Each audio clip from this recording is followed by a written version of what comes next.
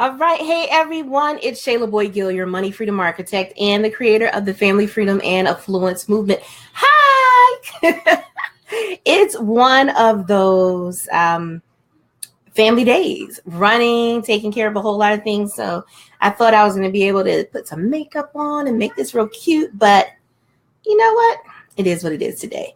So let's get started. If you're here for the replay, absolutely let me know. Just say, hey, Shayla, I'm here for the replay. And if you're here live, I'm checking just to see. Oh, you can tell I'm pushing buttons.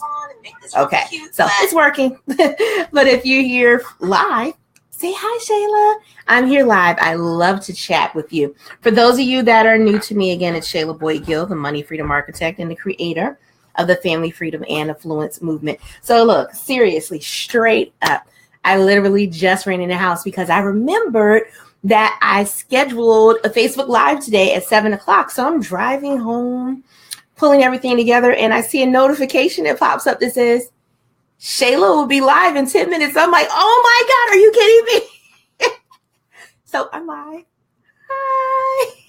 I am here.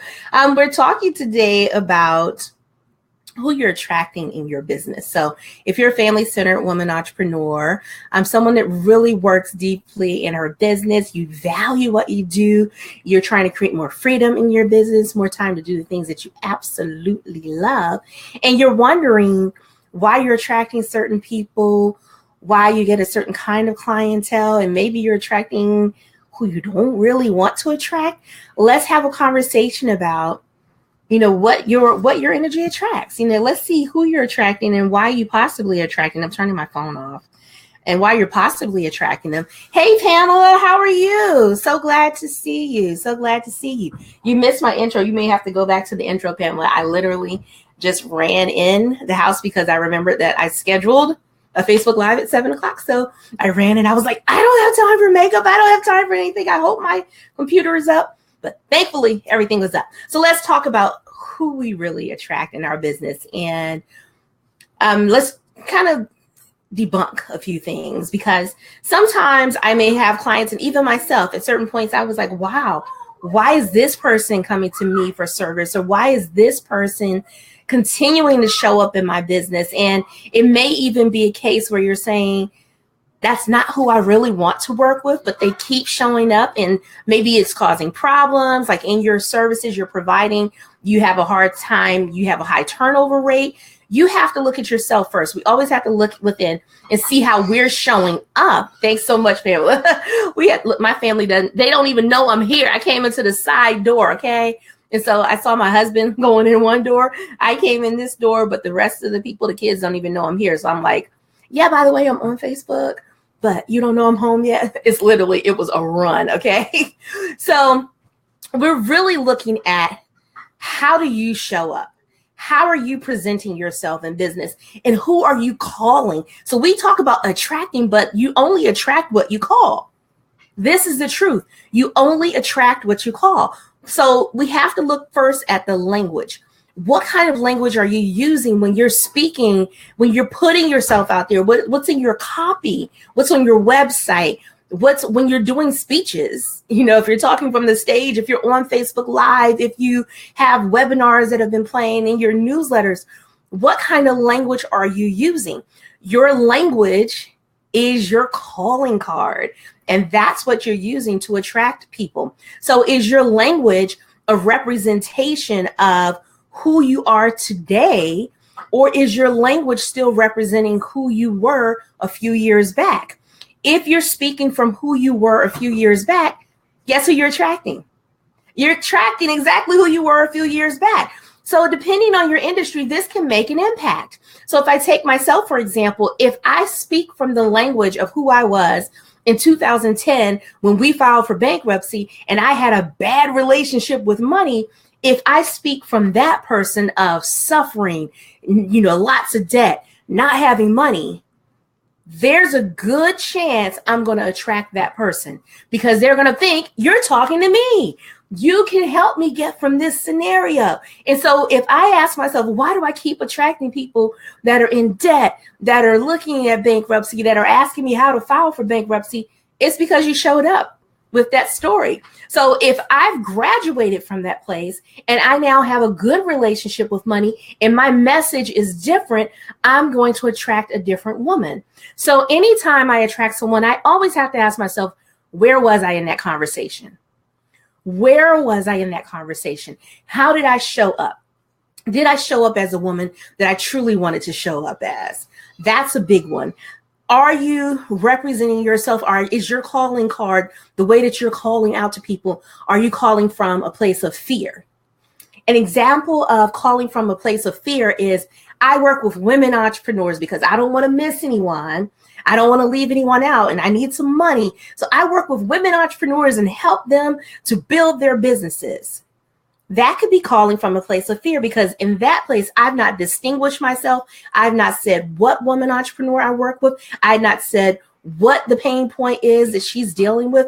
I'm making it really general. And when you're really general in your calling for the people that you want to attract, you sometimes are being general because you're fearful of missing out on something. And if you're fearful of missing out, then you won't niche down to who you really need to serve. And if you're not niching down, you're once again going to attract everyone. And what you will find in that pattern is, if you're calling on people from a place of fear, you're going to attract a lot of drama and fear with that too. Meaning the clients will come to you and bring their fears, and then you're going to take on their fears, and then it becomes a train wreck. So you want to make sure, number one, you're not calling from your old self. You're not calling from your old self. And number two, you're not calling from a place of fear, meaning you're not too general. You want to be as specific as possible. You attract, you've heard people say it, you attract who you are. So if your place is not, you're not coming from a place of confidence, if you're not coming from a place of clarity, if you're not coming from a place of knowing exactly what you want, who you want to work with, and the willingness to wait on that person to show up, then you're going to attract everything that you don't want. You may luck up with a few people. You may get paid. You may get people in your program, but will they have the success that you need them to have? Will they be able to provide the testimonials that you need so that you can move more? Do you retain your clients, or do your clients run? That's a real conversation. See, if you're attracting the wrong people, they're not going to stick around, because they're going to continue to search for the right person. They're going to continue to search for the person that they really meant to work with. They may have thought it was you because you were too general. So that's something that we have to keep in mind. Now, here's a big one. Are you attracting yourself today? Are you attracting who you are today? So a lot of times we think we have to be at a certain level to attract a certain group of people. I'm always telling people, speak from and attract and service people. They're just a little bit behind where you are. You don't have to be miles ahead of them. They just may be a little bit behind from where you are. Your job is to guide them, give them the support, give them the reinforcement so that they can grow. You don't have to be miles away, meaning you don't have to be $1 million business owner trying to teach someone to do $1 million if you've not done $1 million. Okay, so you need to attract who you are today. You need to attract, if you're a multiple six-figure business owner, then you can teach people how to get to their 5-figure months, because you've been able to do that to get to 6 figures at least, right? So you need to attract who you are today, speak from who you are today, not from who you want to be, but attract those that you can support today with your truth. And this is where we speak from integrity, making sure you're truthful in bringing in the right clients that can support your business, that can give the testimonials that you desire, and you too can grow. As you grow, as you level up, the type of client that you attract will level up too. Don't try to go too fast, and don't go from a place of fear. Last but not least, are you attracting who you really desire? Some people may call it your dream. Some people may call them your ideal. Some people may say your soul client. Are you attracting them? Do you know who they are? Have you really discovered who that person is? Have you really taken the time to write down exactly who the person is so that you can identify them? when they show up. It's one thing to say, I want paying clients that have this kind of business, but you may absolutely miss that person when they show up because you don't know enough about them. You don't know who they are. And it will take you longer to determine if they're fit for your business because you can't even see them when they show up in front of you. So make sure you know who that person is. You know, it may be a current client that you have that you can say, my clients are very similar to this kind of client, or it may be this is the person that you desire to work with. You put together all these pieces and you know the exact person. You need to talk to people. Talk to people, see what it is they need, see who the person is that you would love to work with. I, at one point, worked with people that had brand new businesses, new business owners. I graduated. As I up-leveled, I got to a point where I needed to work with women that had existing businesses. So I'm very clear when I'm filling my programs, when I'm working on my Freedom Income Accelerator program right now, I'm very clear that it's for a woman that already has an existing business that knows how to sell. I mean, she can get on the phone and sell, but she needs to up-level her services, restructure her programs, restructure her time so that she can have more of that time to spend with the family and do the things that she loves while making the money that she desires. I know who that woman is.